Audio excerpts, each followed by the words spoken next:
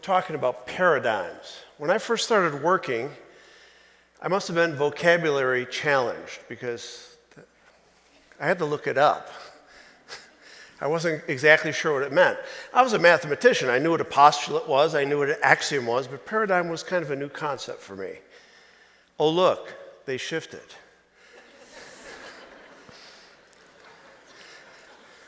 I'd like to give you a little bit of my history in prelude to the speech we're going to give.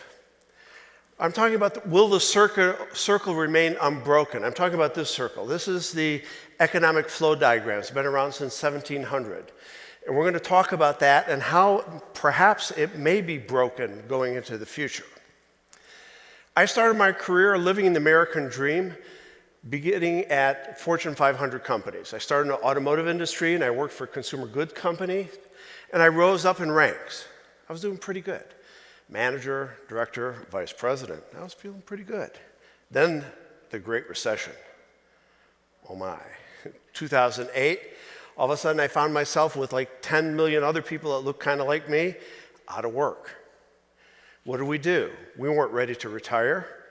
We weren't ready to just go off into the pasture, so we looked for jobs. There was 10 million people looking, there's like 2 jobs. So it didn't work out real good. But we all had the same idea, all 10 million of us. Hey, let's become consultants. So we all created our own companies, that's mine, and we started consulting. I was better at that than I was finding a job because there was at least more than 2 people looking for consultants at the time. But it wasn't enough. I didn't have enough time, I wasn't making enough money, so I decided, what else could I do? Adjunct teaching. As it turns out, having a degree in statistics and being able to explain the unexplainable was kind of helpful. So I started teaching at one place, North Park and College of Lake County and DeVry. And at one point I was teaching 5 different stat classes at the same time. And I was also doing my consulting work. But I learned something. I was like the students. And I was relating to them in a way that I didn't expect. Many students were going to school full-time and working 1, 2, even 3 part-time jobs. So I'm at the end of my career doing the same thing people at the beginning of the career were doing. And people at dinner tables would say, kids nowadays. I said, you don't know how kids nowadays are working so hard. You don't know how I'm working so hard. When the recovery came, it was called a jobless recovery. Why is that? The amount of automation had increased so much that we were able to recover, and companies realized they could do what they were doing with less people. And this is a trend that continues. We look at labor and we look at automation or capital as another economic concept. Let's go back in history. You can do a lot when labor is really cheap and plentiful.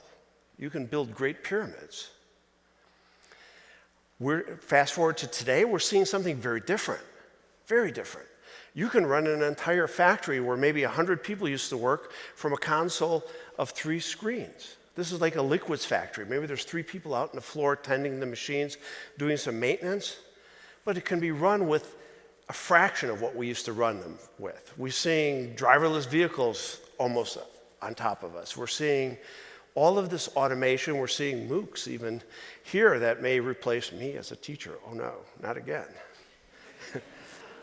There was an Oxford study done recently that estimates 47% of the jobs in the US are at risk of being automated in the next 20 years. Talk about the mother of all paradigm shifts. That's huge. And when we think about this circular flow diagram, how does this work? There's an unwritten contract, kind of. I, you, everybody you know gives their labor to an institution, a firm, a company. That firm pays you money for that work. So you have work in production, you get paid for it. What do we do with that money? We buy things made by the same companies that actually we work for, producing goods and services. If 47% of the jobs go away, if that's really true, that puts a big red TEDx on what's happening here. It's a major change. How do people work? How will we live? How will companies and governments are starting to worry about this a little bit. A really smart, very good visionary businessman named Elon Musk said, there's a pretty good chance we end up with a universal basic income or something like that due to automation. We're not talking about minimum wage. We're not talking about a guaranteed $10 an hour, $15 an hour, $20 an hour for working. We're talking about getting money for not working at all. And why are governments and companies worried about this? Because they won't be able to, that circular flow doesn't work if you don't have money to buy stuff. Is this a new idea? No, it goes back to 1516. There was a guy named Thomas More, wrote a book called Utopia. It was a positive and a negative. It's a example of what we want to be, and it's also kind of a parody of things that maybe will never happen. Fast forward to 1960s. Martin Luther King said the solution to poverty is to abolish it directly by a now widely discussed in 1960, measure called the guaranteed income. We're actually testing this now. In Finland, in the Rust Belt of Canada, the province of Ontario, they're paying people from $7,000 a year to $17,000 a year not to work. They're trying it in Oakland, California. Alaska gives $2,000 to every citizen for oil profits. Can you live on that much money? I can't. You can't live on that much money. But guess what? It's exactly what we did as students, right? It's exactly what my students were doing, exactly what I was doing. You have this base, you get a couple part-time jobs, and you cobble a living together. So the question I'm going to leave you with here, does this kill the American dream? Or does it renew something we call the pioneer spirit? Do we become a country of couch potato baristas?